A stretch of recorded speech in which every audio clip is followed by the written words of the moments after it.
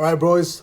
SPY just hit my target of 527, which I talked about earlier. We are at an extremely crucial level right now. We either come back on the 4-hour and we close under this price, which will more than likely take us all the way back down to 519, possibly back to 509. If we do end up in the next 3 hours closing above this 527.09 level, I could definitely see us sometime tomorrow or next week go after 537, right? Like a 90% chance. But really, it depends on the next 3 hours. I need to see this close above this 527.09 price within 3 hours, right? If you do close above, I can definitely see 537. If this comes right back down, we're going to have a really big problem, because if this does not keep pushing from here, first target's going to be 519. Second target is going to be back down at like 510, which has a very, very, very, very high chance of hitting down here, right? If we actually do not break this level and close above this. And again,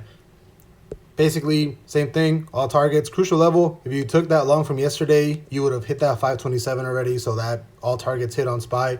Now we're looking for any close above here. 537 is next target. Any close under here, we're looking at 519 with a potential bounce, or if this breaks, back down to 510.